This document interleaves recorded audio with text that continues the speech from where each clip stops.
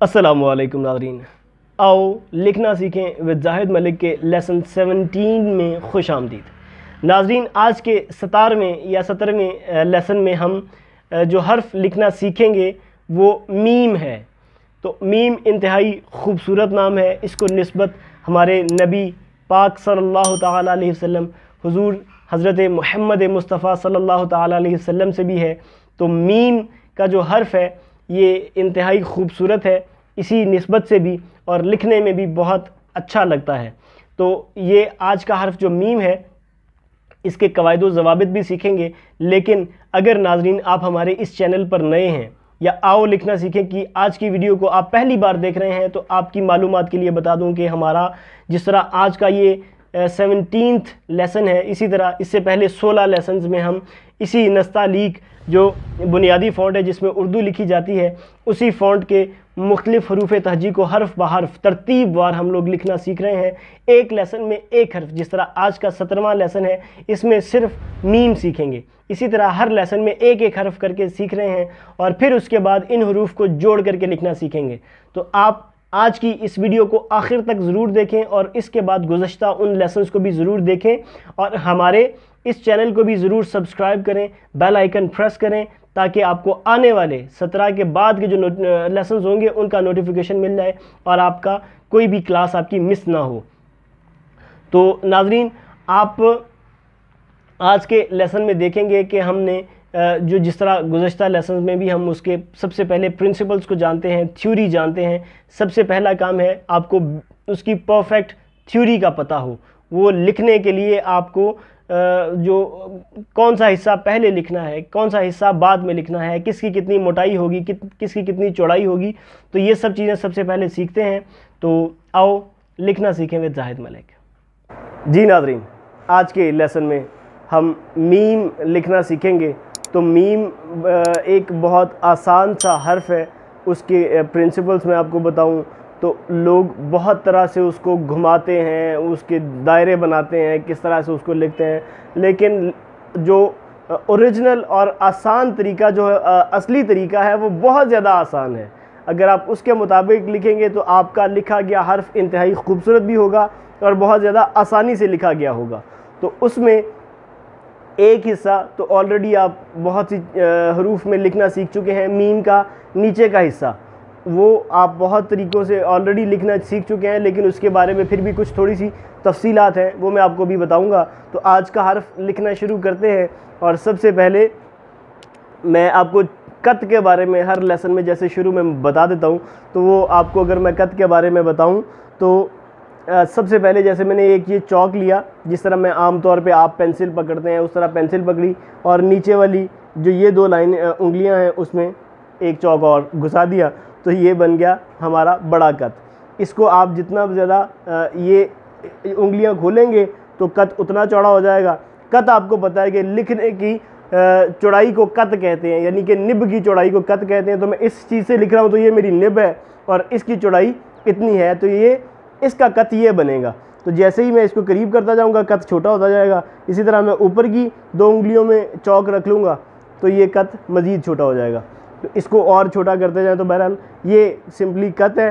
तो इतने कत के साथ बड़े साइज़ में लिखने के लिए, क्योंकि बड़ा कत चाहिए, तो ये मैक्सिमम इसके साथ ये कत बना सकते हैं। तो मैं इसके साथ अगर लिखता हूँ नाज़रीन, तो सबसे पहले ये आपको जब कभी भी लिखना होगा तो वो मीम तकरीबन इसी जगह पर आएगा।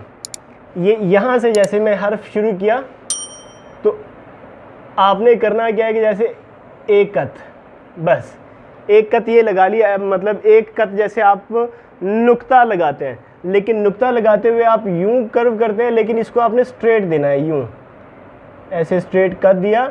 और जब यहाँ पर आ गए नाज़रीन तो फिर आपने यहीं से इसको वापसी की तरफ लाना है। ये इसको आपने इतना नीचे की तरफ गुलाई करते हुए लाना है कि इसके साथ यहाँ तक आए। ये वाला ऊपर का जो कलम का नोक होगा वो आपने ऊपर की नोक को यहाँ तक लेके आना है, यानी कि ये आया कत और फिर यहाँ से थोड़ी सी गुलाई देते हुए आपने इसको ये करना है नाज़रीन। बस एक लाइन ये गई और वो वापसी यहाँ तक आई ऊपर की, और इसी तरह नीचे वाली ये गई।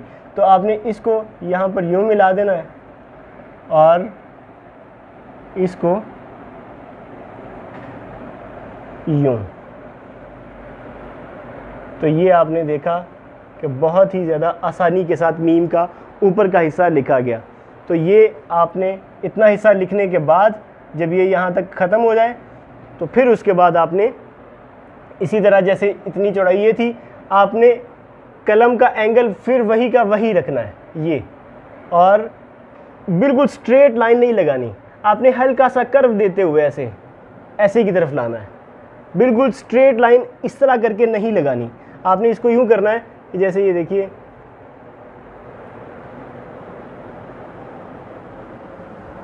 इस तरह। फिर इसके बाद इसको जब नीट करेंगे तब आपको इसका समझ में आएगा कि आपने क्या हर्फ लिखा। तो सबसे पहले मैं इस लाइन को नीट कर रहा हूँ और फिर उसके बाद इस वाली लाइन को नीट कर रहा हूँ।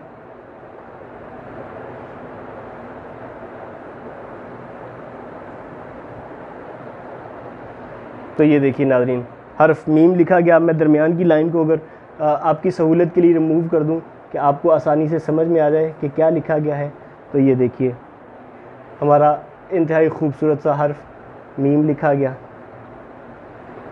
ये देखें बहुत ज़्यादा आसानी के साथ। इसके मैं अगर आपको प्रिंसिपल्स बताऊं, इसके कायदे कवानीन बताऊं, तो ये जो इतना हिस्सा है ये आपको पता है कि एक कत के अंदर क्योंकि लिखा था, तो ये एक कत है, एक कत। ये यहाँ से मुरब्बा कत में हमने लिखा और यहाँ से इस जगह तक का हिस्सा ये आप मैक्सिमम 2 कत खींच सकते हैं, 1 2। और ये जो अलिफ है, जो इसके नीचे का लिखा गया अलिफ, ये आपको बताया कि बिल्कुल स्ट्रेट आपने नहीं खींचना, इस तरफ करके यूँ यूँ करके गुलाई देनी है आपने बाहर की तरफ, मीम के अंदर की तरफ, या बिल्कुल सीधा नहीं, बाहर की तरफ आपने गुलाई देनी है। और नीचे से ला के इसकी जो ये नोक होगी ये दोनों तरफ से इक्वल आएगी, यूँ ऐसे नहीं आएगी कि ये एक हिस्सा ये आया तो ये हिस्सा ऐसे आएगा, ये हिस्सा स्ट्रेट नहीं, दोनों हिस्से कर्व होके आखिर में आके मिलेंगे। तो फिर यहाँ से इस जगह तक का जो ये फासला होगा, इसकी लंबाई होगी, ये आप आम तौर पे नॉर्मली 5 कत रखनी होती है। मैं छोटे साइज में लिख दिया, ये आपने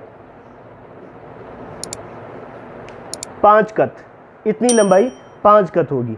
आप इसे जगह के हिसाब से छोटा या बड़ा भी लिख सकते हैं। जैसे मिसाल के तौर पे मैं ये इसी चौक के साथ, इसी कत के साथ अगर नाज़रीन मैं ये लिख रहा हूँ मीम को, तो ये देखिए अब जैसे ही कत छोटा हुआ तो मैं लाइन से ज़्यादा करीब आ गया। जैसे मैं इसी लाइन पे लिख रहा हूँ तो ये देखिए, ये देखें बहुत आसानी के साथ, कोई देर नहीं लगी। वो लोग इसको घुमाते हैं किस किस तरह से। यहाँ पे आपने ये चीज़ भी नोट करनी है कि आपने इसके दरमियान गैप नहीं छोड़ना। जैसे ये देखिए, ये हर्फ जो मीम लिखा है इसके दरमियान में गैप नहीं है। आपने ऐसे नहीं करना कि जैसे कुछ लोग ये करते हैं, ये गलती करते हैं, यूँ करके करते हैं, ये नहीं। नस्तालीक के अंदर ये कत खाली होता है। दूसरे फ़ॉन्ट्स हैं जिसके अंदर ये मीम के दरमियान में गैप होता है। जैसे मैं लिखता हूँ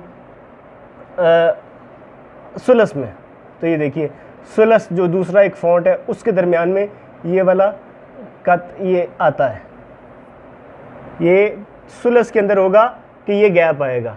इसी तरह नसख में भी होगा कि ये गैप आएगा। ये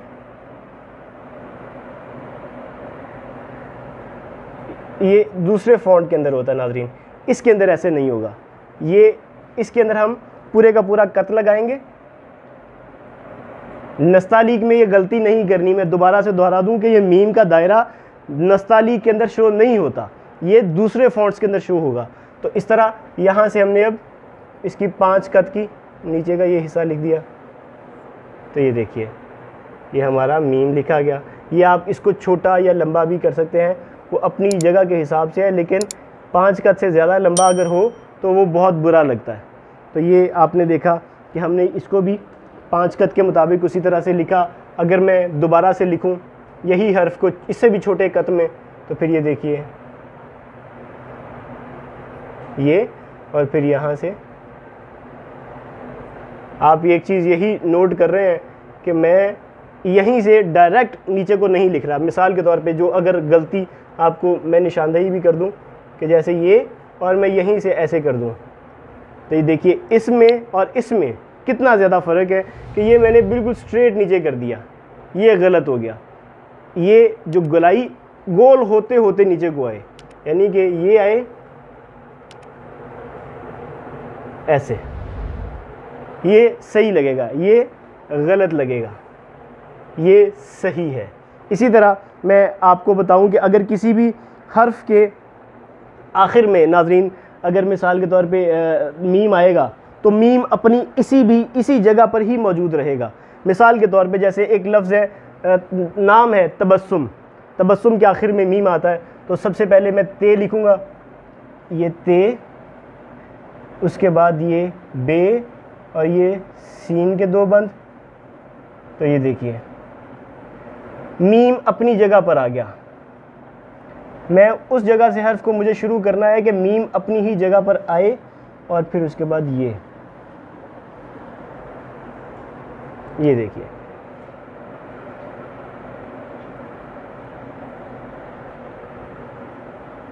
ये आप देखें कि तबस्सुम लिखने में भी जो मीम है वो अपनी ही जगह पर मौजूद रहेगा। यही प्रिंसिपल आपको याद रखना है। और फिर अगर मिसाल के तौर पे एक और नाम है मुस्तकीम। अब मुस्तकीम लिखने में क्योंकि उसके ऊपर जो हरूफ हैं वो ज़्यादा है, मीम, सीन, ते, काफ, ये 5 हरूफ हैं नाज़रीन, और मीम आखिर में आएगा। तो अब ऐसा मैं नहीं कर सकता कि मैं यहीं से शुरू करूं और मीम तो बिल्कुल नीचे का नीचे चला जाएगा, तो हरूफ की तरतीब ख़राब हो जाएगी। जैसे मैं एक ही लाइन में तबस्सुम और मुस्तकीम एक ही लाइन में अगर मैंने लिखने हैं तो मैं मीम को ऊपर से शुरू करूँगा कि मीम जो मुस्तकीम का मीम है, मीम शुरू वाला ऊपर से शुरू करूँ कि आखिरी वाला मीम अपनी ही जगह पर आए। जैसे ये मीम और फिर ये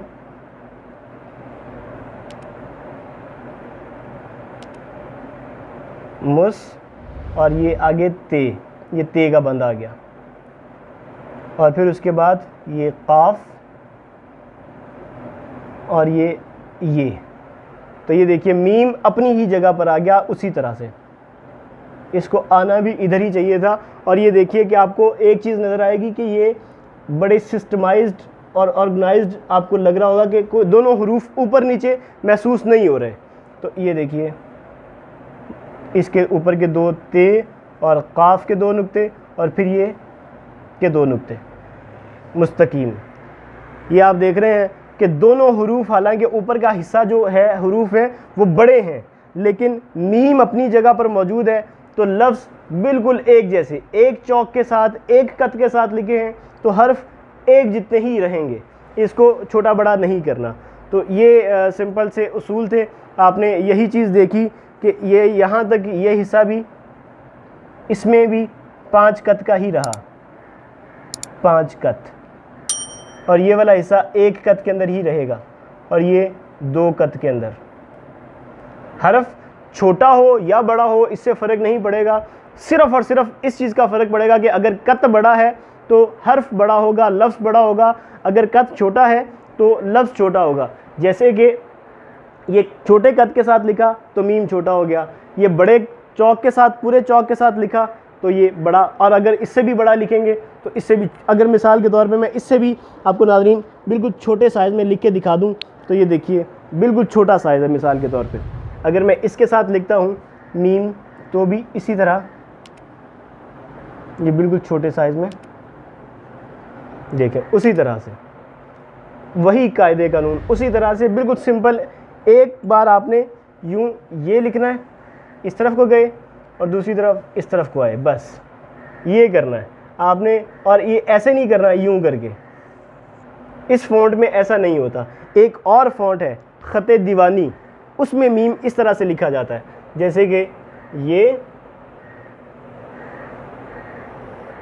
इस तरह से उसमें मीम लिखा जाता है। तो बहरहाल जब वो फ़ॉन्ट सीखेंगे तब उसके अंदर भी आपको इंशाल्लाह ताला बहुत ज़्यादा तफसील बताएंगे।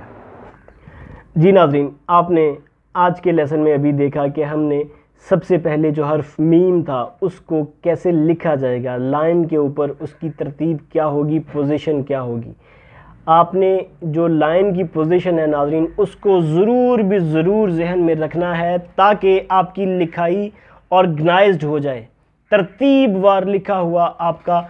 अगर आपको शुरू में नाज़रीन ये लाइन के साथ ही लिखना चाहिए, जब आपको इसके उसूल पता चल चुके होंगे, आपको ज़ुबानी याद होगा कि ये जो हर्फ है ये हमें लाइन के किस जगह पर लिखना है, इसके बाद वाला जो हर्फ होगा, लफ्ज़ होगा, आपको पता चल जाएगा कि अब हमें कहाँ पर लिखना है। तो फिर उसके बाद लाइन नहीं भी होगी तो आपकी लाइन तरतीब से लिखी हुई नज़र आएगी। आप लाइन लगाए बगैर भी लिखेंगे तो बिल्कुल फ़्लो में लिखा हुआ नज़र आएगा, कोई हर्फ ऊपर नीचे टेढ़ा मेढ़ा नज़र नहीं आएगा। तो ये लाइन का फ़ायदा बहुत ज़्यादा ये है। फिर उसके बाद नाज़रीन जो आपने ये चीज़ भी देखी कि हमने जो हर्फ था उसका कौन सा हिस्सा कहाँ पर लिखा, तो आप और कौन सा हिस्सा शुरू कहाँ से किया, तो ये सब चीज़ें आपने नोट की हैं। अभी हम इसी हर्फ को मुख्तलिफ़ साइज़ की कलमों के साथ लिखेंगे तो फिर आपको बेहतर तरीके से पता चल पाएगा, क्योंकि पहले तो हमने स्ट्रोक के अंदर लिखा यानी कि बॉर्डर लाइंस के साथ लिखा, तो शायद आपको कोई उसमें फिर भी कोई कन्फ्यूजन रह गई हो। तो अभी आपकी सारी कन्फ्यूजन्स दूर हो जाएंगी जब हम इसको कलम के साथ लिखेंगे। तो आओ लिखना सीखें विद जाहिद मलिक। जी नाज़रीन, आज के लेसन में मीम हम कलम के साथ अभी लिखेंगे। तो लिखते हुए आप देखेंगे कि हमने उन्हीं उसूलों के मुताबिक लिखा जिस तरह हमने अभी चौक के साथ लिखा था। तो मीम लिखने के लिए वही उसूल रहेगा कि एक हमें सिर्फ कत लेना है। जैसे हमने चौक के साथ लिखते हुए देखा कि एक कत को हमने बस एंगल आपने देखना है कि जैसे चौक हमने नुक्ता लिखते हुए यूं लिखते थे, जैसे कि मिसाल के तौर पर मैं लिख के दिखा दूं, नुक्ता हम लिखते हैं यूं इस एंगल पे। हमें इस एंगल की बजाय हमें उल्टा या रिवर्स में ये चीज़ लेनी है। जैसे कि ये देखिए, यहाँ से अगर मैं शुरू करता हूँ तो ये देखिए, ये इसमें और उसमें आपको फ़र्क महसूस होगा। तो ये आपने इस एंगल पे इसको घुमाना है और फिर उसके बाद यहीं से इसी जगह पर से ही आपने ये वाली जो नोक है इस नोक के साथ लेके आनी है। तो ये देखिए, और यहाँ से जैसे ऊपर को फिर यूं जाना है, बिल्कुल स्ट्रेट नहीं जाना, हल्का सा कर्व देके इस जगह पे यूं। दोबारा से इसी के ऊपर लिख लेते हैं ये। तो ये देखिए मीम का ऊपर का हिस्सा बहुत आसानी के साथ इंतहाई खूबसूरत सा बन गया। और यहीं से हम इसकी नीचे का हिस्सा पूरा कलम लगा के, और देखें मैं जो बाहर की तरफ का आपको बताया था उसी तरह से। और आखिर में आके आप ये चीज़ नोट करें कि मैं यूं लिखते आते हुए मैं आखिर में आगे मैंने एंगल तब्दील किया। जैसे कि ये देखिए, ये आखिर में आगे एंगल तब्दील हुआ। तो मीम का जो नीचे का किनारा है, आम तौर पे लोगों को ये लिखने में बहुत ज़्यादा मुश्किल आती है कि वो कैसे लिखा जाए। तो वो आपने देखा कि मैंने बहुत ज़्यादा आसानी के साथ लिख दिया। अब मैं अगर इसकी आपको उसी तरह की पैमाइशें बताऊं तो वो बिल्कुल वही की वही हैं। ये जो यहाँ तक का ये हिस्सा है और ये हिस्सा है, ये एक कत में आपको पता है जिस तरह नुक्ता एक कत होता है, तो उसी तरह एक कत में ये आ गया। ये वाला हिस्सा दो कत के अंदर है, ये इतना, इसकी चौड़ाई दो कत के बराबर आपने इसको खींचनी है।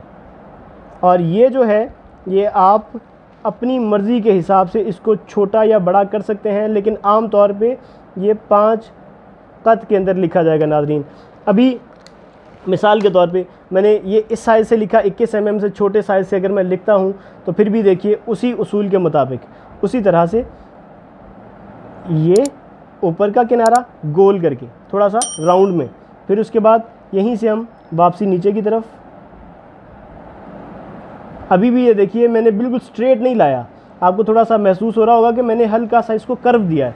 तो आपने कर्व ज़रूर याद रखने हैं। और फिर यहाँ पर पूरा कलम यहीं से लगा के आपने बाहर की तरफ को लाते हुए नीचे स्ट्रेट लेते हैं और आखिर में आके आपने यूँ, ये देखिए कि आखिर की जो नोक है वो बहुत ही खूबसूरत सी बन जाती है अगर आप इस तरह से लिखते हैं। तो ये इस तरह ये मीम लिखा 16 mm के साथ। अगर मैं इससे भी छोटी कलम के साथ लिखूँगा तो भी इसी तरह इसी उसूल के मुताबिक ही लिखा जाएगा।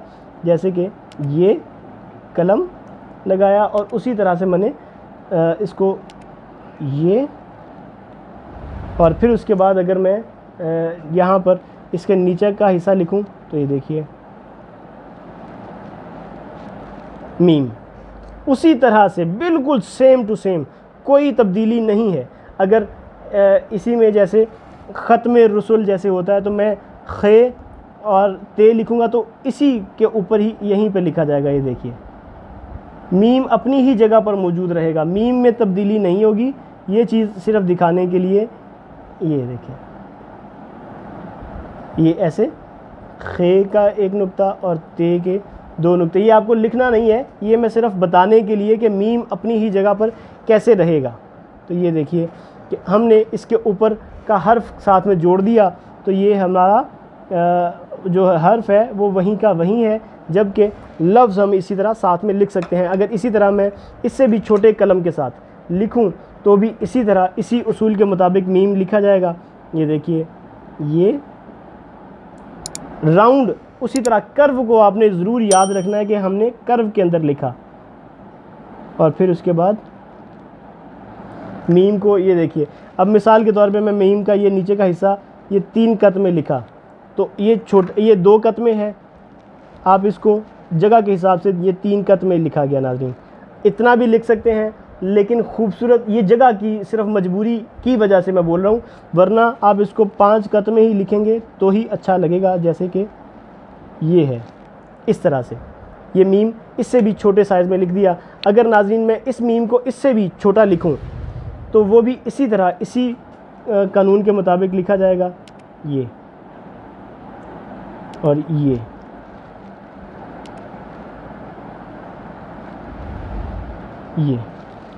सेम टू सेम, कोई तब्दीली नहीं।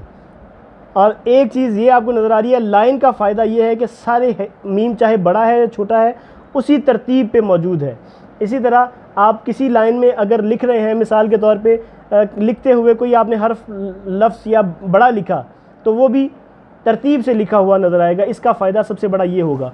तो इसी तरह मैं दोबारा से लिख के दिखाऊँ, कोई भी नाम जिसके आखिर में मीम आता है, जैसे अंजुम, अंजुम के आखिर में मीम आता है तो सबसे पहले मैं ये नून ऊपर से शुरू किया, ये जीम और ये मीम, तो मीम देखें उसी तरह अपनी जगह पर वापस आ गया और ये मीम लिखा गया इस तरह से। ये थोड़ा सा मुझे मज़ीद ऊपर से शुरू करना था, जैसे कि यहाँ से यूँ, और फिर उसके बाद नीचे मीम, जैसे मीम ये लिखा गया। तो ये देखिए ये दोनों मीम बराबर आए और ये उसका नीचे का हिस्सा। ये आखिर में लाजमी तौर पे इसमें इंक होनी चाहिए। अगर इंक कम होगी तो आपका नीचे का किनारा खूबसूरत नहीं बन पाएगा। आपने ये चीज़ भी लाजमी नोट रखनी है। ये भी नाज़रीन अक्सर आप लोग गलती करते हैं कि जैसे आखिर में इंक नहीं होगी तो ज़बरदस्ती अगर आप बनाने की कोशिश करेंगे तो वो नहीं बन पाएगा मीम। आपको जैसे मैं इस कलम के साथ मिसाल के तौर पे लिख के दिखा दूं तो ये देखिए, अगर मैं मीम लिखा और आखिर में इंक मौजूद नहीं है तो फिर ज़ाहिर है मुझे नोक के साथ खींच के कुरेद के बनाना पड़ेगा। अगर इंक, अब देखिए यहाँ तक इंक नहीं थी, मैंने रोक दिया, अब यहाँ से मैं इंक दोबारा लूँगा और ये देखिए खुद ही नोक बन जाती है अगर इंक मौजूद हो तो आपने इंक भी ज़रूर आखिर में, मीम का आखिरी हिस्सा लिखते हुए कलम में इंक ज़्यादा अच्छी मौजूद होनी चाहिए। जी नाज़रीन, आज के 17th लेसन में हमने मीम लिखना सीखा। इसमें अभी हमने कलम के साथ इसको लिखना सीखा है, मुख्तलिफ़ साइज़ के साथ देखा, तो आपने यही चीज़ नोट की कि मीम उसी तरह से लिखा जाएगा जिस तरह से बड़े साइज़ में या छोटे साइज़ में, लेकिन फ़र्क कत बड़ा होने या छोटा होने से हर्फ छोटा या बड़ा होगा। इसके अलावा कोई भी तब्दीली नहीं होगी। मीम को लिखने में हर बार वो अपनी ही जगह पर लिखा जाएगा, जबकि इसके साथ लिखा जाने वाला हर्फ उससे ऊपर लिखा जाएगा।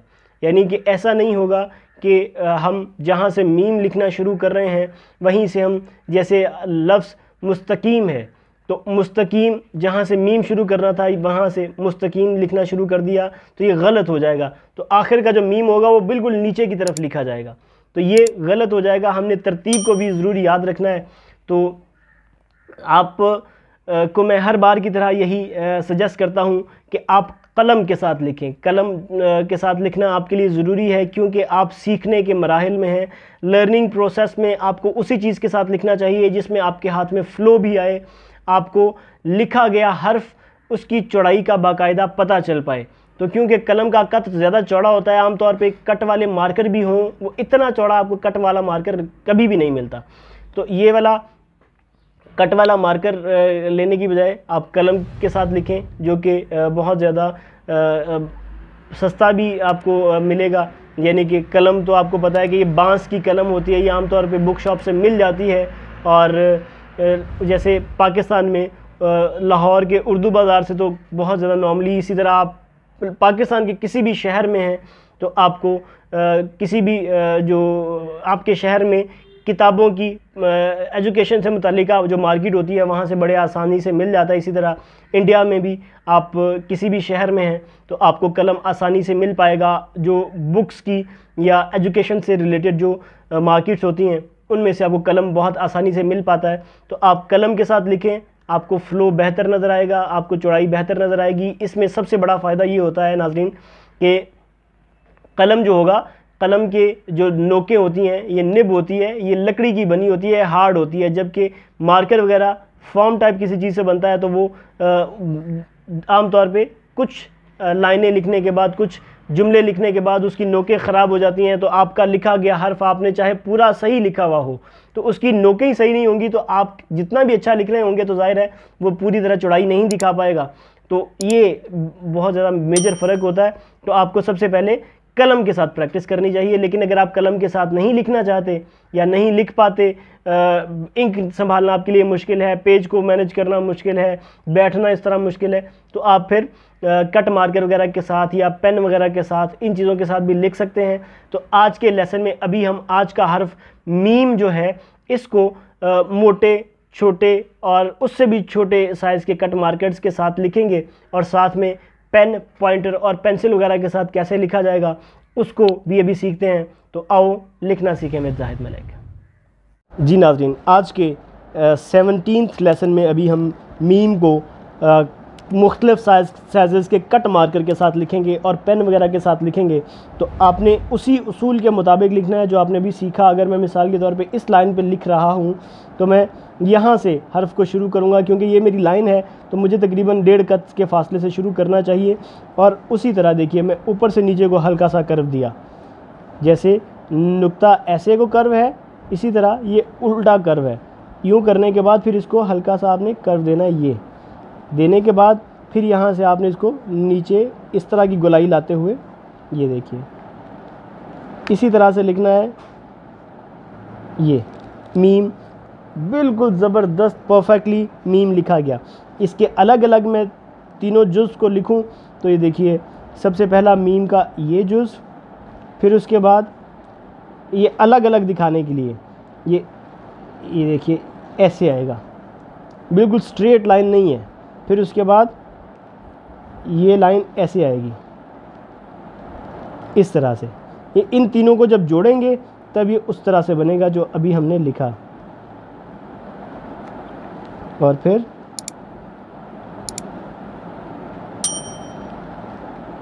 यूँ इस तरह से।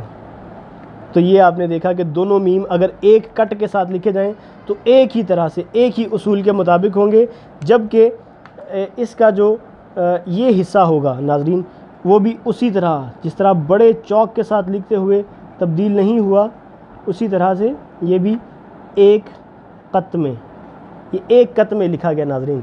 इसी तरह ये वाला जो इतना हिस्सा है ये वाला उसी तरह से 2 कत में लिखा गया नाज़रीन। और ये वाला जो इतना हिस्सा था ये वाला, ये उसी तरह से 5 कत में, ये 5 कत में लिखा गया नाज़रीन। ये यही उसूल रहेगा। अगर मैं मिसाल के तौर पे इससे छोटे कट मार्कर के साथ लिखता हूँ तो भी इसी तरह, इसी लाइन के ऊपर अगर मैं लिख रहा हूँ तो जैसे लाइन के करीब से लिख रहा हूँ क्योंकि मेरा कत मज़ीद छोटा हो गया, ये और फिर ये आपने वही गलती नहीं दोहरानी जो मैंने अभी आपको बताई चौक के साथ लिखते हुए, कि लोग क्या करते हैं, मीम ये जैसे लिखा और फिर अगर आप यहीं से इसको सीधा लिख देंगे तो ये गलत हो जाएगा। इसको आपने बारीक एंगल पे, स्ट्रेट एंगल पे लाना है, इसको टेढ़े एंगल पे नहीं लिखना। मिसाल के तौर पे ये है तो ये आपको इसी एंगल पे लाना है, यूँ ऐसे चौड़े एंगल पे नहीं लाना है ऐसे करके, ये गलत हो जाएगा।